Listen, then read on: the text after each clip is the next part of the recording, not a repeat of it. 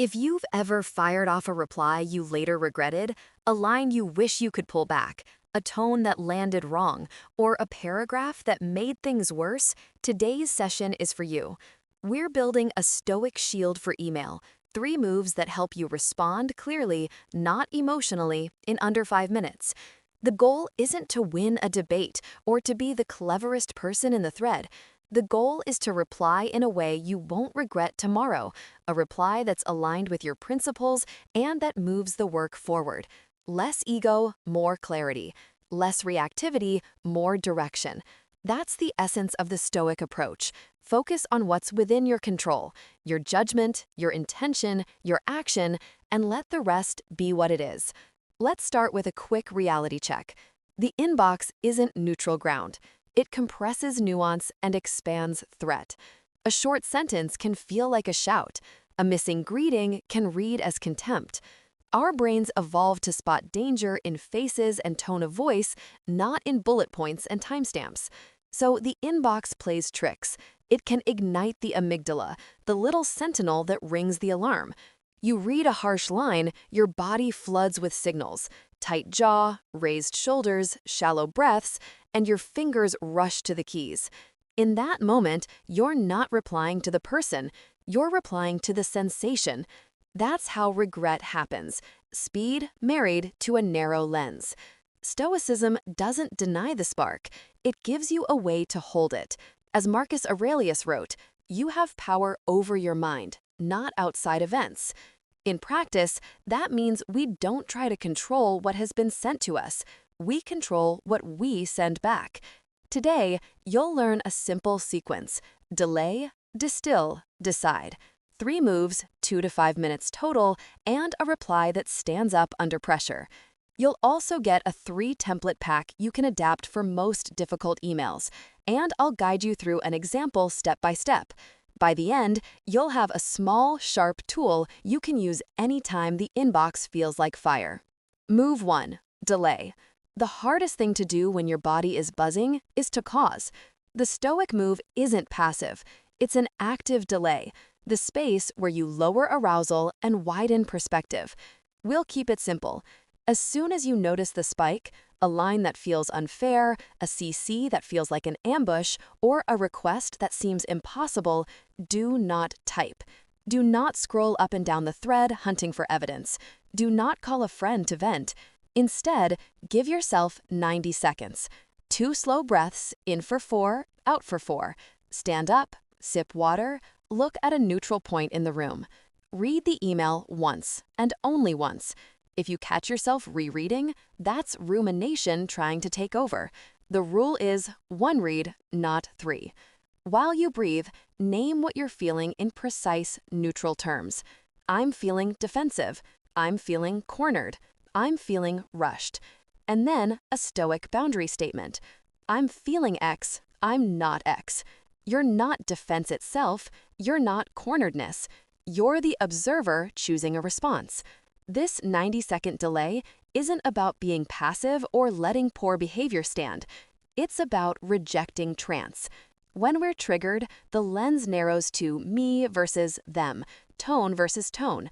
But the work rarely needs another spark. It needs a path. If you can feel your shoulders fall 1 or 2 centimeters, if you can soften your jaw, you'll hear the difference in the response you write. This is the first layer of your shield. Control your physiology so your mind can make a choice. Now, move 2. Distill. You've lowered the charge. Good. Now extract the core. Most difficult emails are a tangle of issues, tone, and maybe a dash of theater. Stoic clarity asks, what is the single key point? If you can write it in 1 line, you're holding the substance. If you can't, you're still holding the heat. Take a note card, digital or physical, and write 1 key point is. Finish that sentence in 10 words or fewer. Examples: deadline moved earlier. Confirm if feasible. We missed the number. Explain variance. Client wants X. We can offer Y. When you distill, you separate signal from noise. Sarcasm isn't the point. A CC isn't the point. The point is the actionable fact beneath the heat. Once you've got the 1-line point, run it through the Stoic split. Control, not control. What sits under your control right now? Your understanding, the next step you propose, the boundaries you set, the time you promise for a full answer. What sits outside your control? Their tone, their timing, who they CC'd, their assumption about your intent, yesterday's mistake. Draw the two columns if you like. The left column is your reply toolkit. The right column is the weather. Note it, don't argue with it. The people who handle email best aren't colder, they're clearer about what is theirs to hold. With that distilled one-liner and the CNC split, you're ready for move 3. Decide. Most difficult emails don't need an essay. They need one of 3 reply types, selected in under 2 minutes. Reply type 1. Acknowledge plus clarify. This is for when the substance is present but messy. You acknowledge the issue in neutral language and clarify what you think the core ask is. The tone is steady, factual. For example, thanks for flagging this. The core issue, as I understand it, is X. Here's my current understanding. Is this correct? Notice there's no defensive reputation, no debate about tone. You're aligning on the substance. If you misunderstand, you invite a correction. If you're right, you anchor the thread on the point. Reply type 2, boundary plus next step. Use this when the ask is clear but there's overreach, or when tone needs a reset without turning the thread into counseling. You set a boundary and propose a concrete next step. For instance, I'm happy to address X. Let's stick to the facts to resolve this quickly. Next step, I'll do Y by Z. The power of this reply is that it doesn't escalate. It redirects to the work and sets a time-bound action. If someone presses on tone, you repeat the boundary once, then restate the next step. You don't need to win the tone debate. You need to move the work. Reply type 3, deferral plus time box.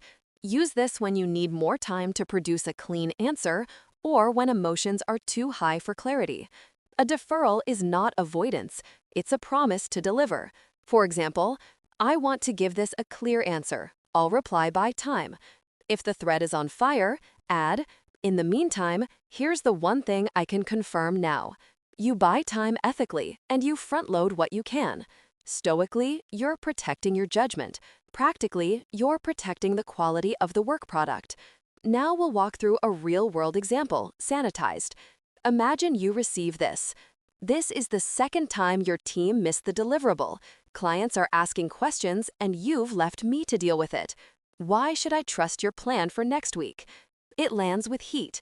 Your jaw tightens. You feel the urge to fire back. We didn't miss it. The scope changed, and you knew that. Pause. Move 1. Delay. 2 slow breaths, in for 4, out for 4. Stand, sip water. Read once. Name it. I'm feeling defensive. I'm not defense itself. Shoulders drop. Good. Move 2. Distill. One key point is trust and plan for next week, or we miss the deliverable, restore confidence with plan. Control, not control. Under your control, clarity on what happened, a plan with owners and dates, and a steady tone. Not under your control, the fact they wrote with heat, that they CC'd 2 people, and their interpretation of why it happened. If you try to control their tone, you'll write a reply about tone. If you control your plan, you'll write a reply about the plan. Move 3. Decide. Which reply type? Probably boundary plus next step with a dose of acknowledge. You can write, thanks for flagging this. You're right. The deliverable slipped. Here's the core issue as I see it, X. To address trust and next week's plan, 1. We'll deliver Y by Tuesday 10 a.m. 2. Owner is A. 3. I'll send a status update end of day tomorrow. If I've missed something, let me know. Otherwise, I'll confirm milestones by 5 p.m. You're not defending your honor. You're restoring alignment. If their tone was sharp because they're under pressure, your steadiness helps both of you. If their tone was unfair, you still win by moving the work forward and leaving a record of clarity. Let's step through timing. From the moment you felt the spike to sending that reply, 90 seconds to delay, 90 seconds to distill, 90 seconds to decide and draft. Under 5 minutes. If the issue is complex, you use deferral plus time box, a clean holding reply within 2 minutes, and a detailed plan by end of day. This isn't theory. It's a tiny practice you can repeat, and it produces a thread you can live with. Now, let's talk traps, things that make good people write poor replies. Defending reputation. When someone questions your reliability, the ego feels the impulse to explain your intent. The fix is to defend with facts. What happened, what will happen next, and by when. 3 lines, no adjectives. Trap 2. Arguing tone. Your tone is unprofessional, rarely cools a thread. The fix is to answer the substance and set a boundary once. I'm focusing on the facts to get this resolved. Then you carry on. If tone doesn't shift after a clear boundary, you escalate once with specifics, not feelings. Trap 3. Premature escalation via CC. You want to copy a chain of managers. Sometimes that's right. Often it's a spike in disguise. The fix is to reply 1-1 first with substance, then escalate with evidence if necessary. Trap 4. Wall of text. The longer your reply, the more you're trying to do too much in one email. The fix is structure, a 1-line acknowledgement, a 1-line core issue, a simple list of next steps with owners and dates. Stoic clarity loves structure. A brief word on subject lines.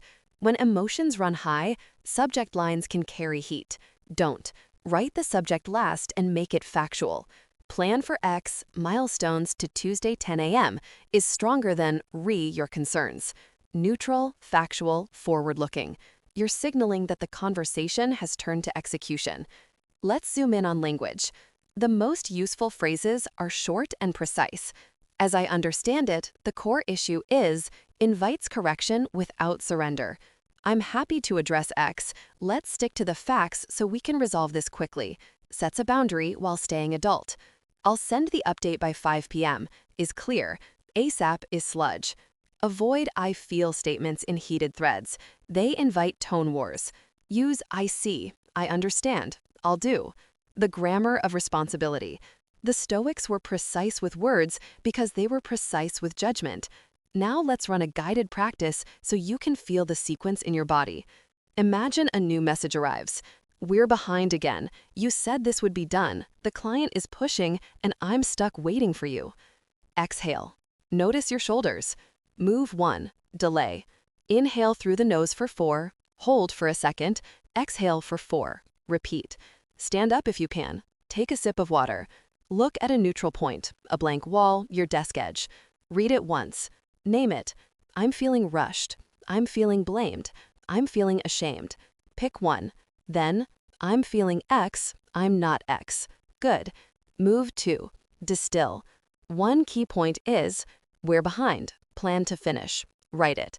Now split. Control. I can propose a plan. Assign owners. Set times. Not control. They're pushing. The client is pushing. The words they used. Your reply toolkit is on the left. That's where you'll write from. Move 3. Decide. Which type? Acknowledge plus next step. Draft 3 lines. Thanks for flagging. You're right. We're behind. Core issue X.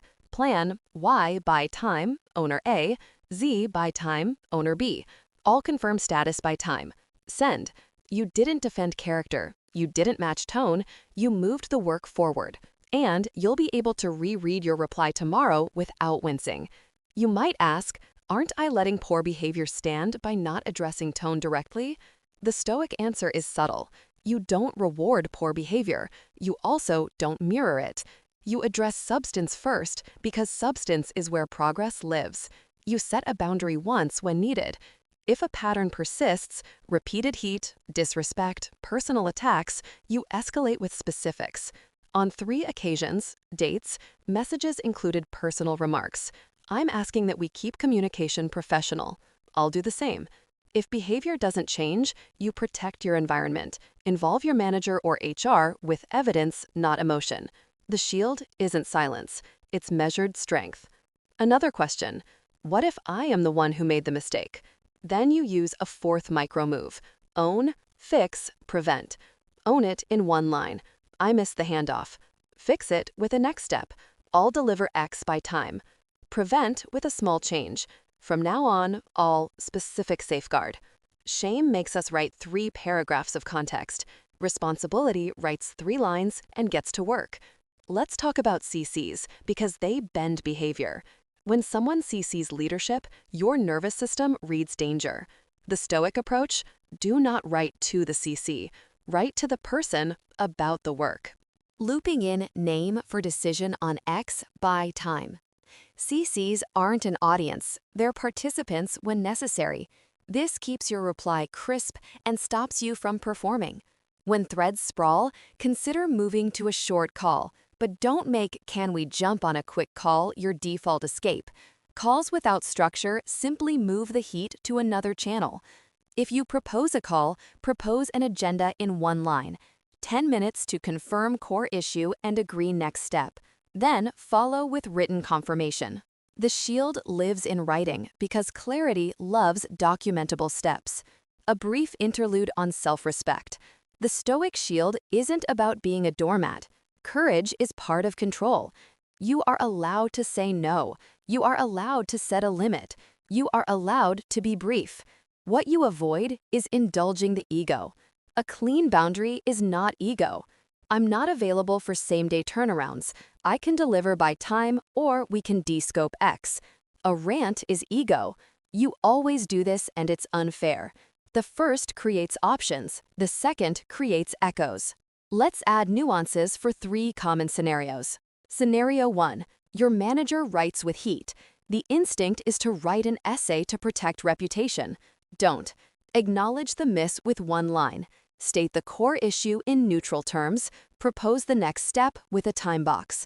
If there's context they truly need, keep it to facts and numbers. You're showing judgment under pressure. That's the performance that matters. Scenario 2. A peer escalates publicly. You're tempted to match the stage. First reply 1-to-1 with substance. Set a boundary, propose a next step. If the behavior is persistent or harms delivery, escalate with facts. We've had Y instances of X, impact is Z, requested change is A. Escalation isn't theater, it's a documented request for a decision or a behavior shift. Scenario 3. A client is upset and the account is at risk. Delay for 90 seconds. Distill the single point that protects the client's outcome. Decide on deferral plus time box if needed. We'll send a concrete plan by time. Here's one thing we can confirm now. This balances calm with urgency. Clients feel the difference between avoidance and a clear promise. Now, templates. You can adapt these 3-line replies for most threads. Template 1. Acknowledge plus clarify. Thanks for flagging this. The core issue, as I understand it, is X. Here's my current understanding. Is this correct? Short detail if needed. Template 2. Boundary plus next step. I'm happy to address X. Let's stick to the facts so we can resolve this quickly. Next step, all Y by time. Owner, handshake if needed. Template 3. Deferral plus time box. I want to give this a clear answer. I'll reply by time. In the meantime, here's what I can confirm now. 1 useful fact or step. Template 4. Own, fix, prevent. When you erred. I missed X. I'll deliver Y by time. To prevent this, all specific safeguard. Use these as scaffolding. Over time, they become muscle memory. You'll notice your replies become shorter, clearer, kinder, and stronger. That's not softness, it's competence under pressure. Let's close with a quick practice you can do right now to install the habit. Open a blank note and write this header. Delay, distill, decide. Under delay, write 90 seconds, 2 times 4 breaths, stand, sip water. Under distill, write 1 key point is. Under decide, list the 3 reply types. Keep this note pinned for a week. The first time a harsh line arrives, you'll see the header and your body will remember. Then, when you've used it, write a 1-line debrief. What worked? What would I change? Reflection turns a trick into a practice. I'll leave you with one more Stoic idea that fits the inbox perfectly. Reply for alignment, not approval. Approval chases applause. Alignment seeks the next right step. You won't win every thread. You don't need to. You need to stay within your control, within your principles, and within your quality standard. That's how you build trust, and that's how you go to sleep without replaying your sentences in your head. If this helped, comment SHIELD, and I'll send you the 3-template pack you can paste into your replies. Next up, we'll look at the Stoic 2-minute triage for meetings that derail, a way to bring a room back to one key point and a concrete next step. Before you go, here's your 2-minute exercise to install today's tool. Set a timer for 120 seconds. On a card, write delay, distill, decide. Then, think of a recent email you wish you'd handled better. In one line, write the key point you should have replied to. Pick a reply type and write a 3-line response you'd be proud to send. That's it. You've already started rewiring the habit. Next time the inbox burns, your shield will be ready. And remember, control what you can: your breath, your words, your plan. Meet the rest with courage. And remember, control what you can, your breath, your words, your plan. Meet the rest with courage.